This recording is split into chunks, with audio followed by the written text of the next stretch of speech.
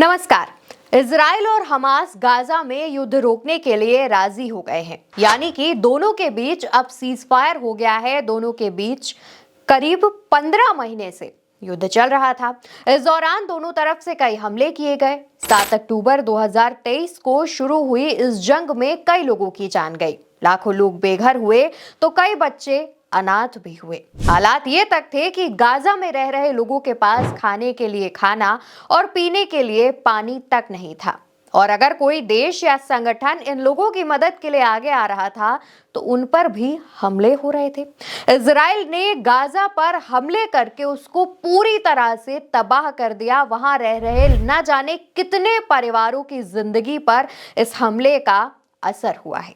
हालांकि कहा जा रहा है कि कतर इजराइल और हमास के बीच मीडिएटर यानी मध्यस्थ बनकर सामने आया है और उसने दोनों के बीच सीज फायर करवाया। तो वही कुछ लोग इसमें अमेरिका का नाम भी ले रहे हैं, कह रहे हैं कि अमेरिका ने सीज फायर करवाया है। जबकि दोस्तों, आपको याद होगा कि कुछ समय पहले तक अमेरिका इजराइल का हमलों में साथ दे रहा था, उसका समर्थन कर रहा था। इजराइल लगातार जो हमले कर रहा था, अमेरिका इजराइल के साथ कदम से कदम मिला रहा था, हाँ में हाँ मिला रहा था। लेकिन सीज फायर का क्रेडिट चाहे जो ले, गाजा के लोग सीज फायर की सहमति पर काफी खुश हैं और अपने अंदाज में इसे सेलिब्रेट कर रहे हैं। कोई खुशी से नाच रहा है, कोई गा रहा है, तो कोई अपने भगवान का शुक्रिया अदा कर रहा है।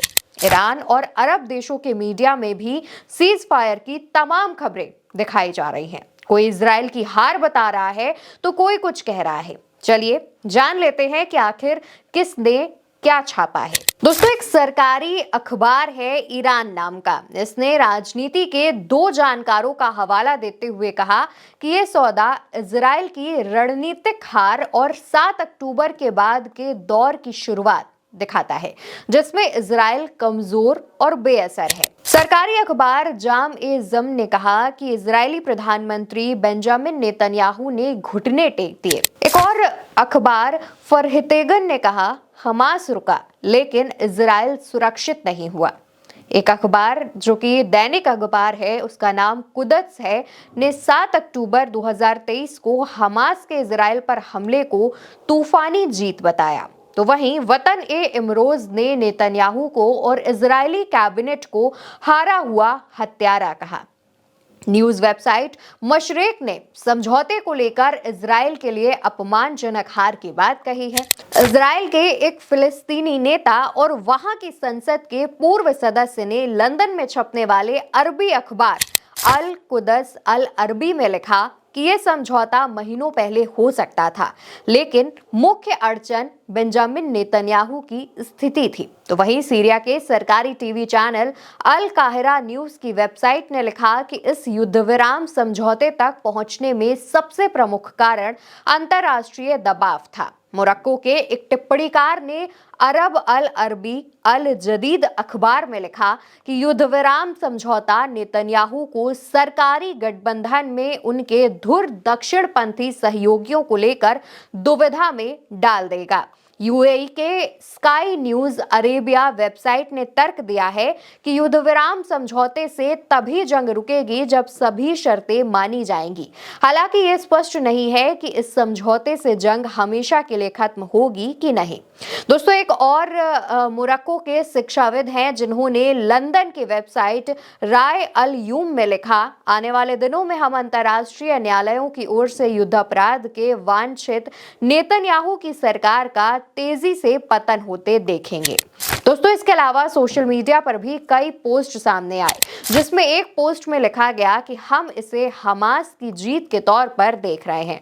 एक और पोस्ट में लिखा गया कि गाजा में युद्ध के अपने लक्ष्यों को हासिल करने में इजराइल विफल रहा। एक पोस्ट में यूजर ने फिलिस्तीनी, लेबनानी और ईरानी लोग जो शहीद हुए हैं उन्हें याद किया और उन्हें शहीदों की उपाधि दी। दोस्तों, कहा जा रहा है कि दोनों के बीच सीज फायर कतर ने कराया है। इस बात पर कतर ने कहा भी कि इजराइल और हमास ने गाजा में युद्ध विराम और 15 महीने के युद्ध के बाद बंधकों और कैदियों की अदला बदली पर सहमति जताई है।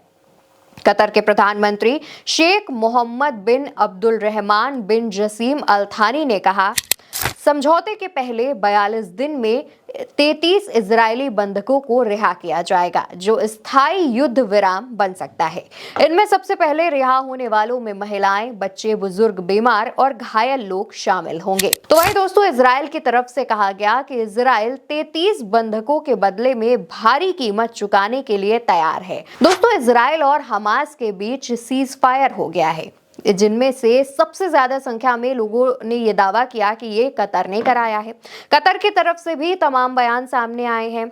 अरब मीडिया भी कतर की वाहवाही कर रहा है और साथ ही इजराइल की हार बता रहा है। दूसरी तरफ कई ऐसे लोग भी हैं, जिनमें से कुछ इजरायली समर्थक भी हैं, जिनका कहना है कि ये समझौता अमेरिका ने कराया है।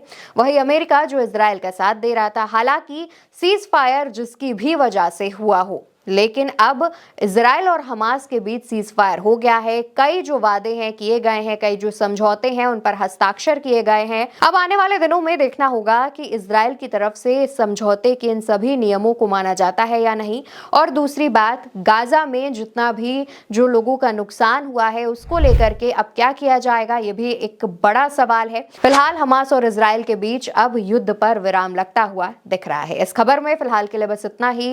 उल्टा चश्मा चैनल को आप सब्सक्राइब कर लीजिए, वीडियो को ज्यादा से ज्यादा लोगों के साथ शेयर कीजिएगा। वीडियो आप मेरे साथ उल्टा चश्मा यूसी चैनल पर देख रहे हैं और मेरा नाम अवंतिका अवस्थी है।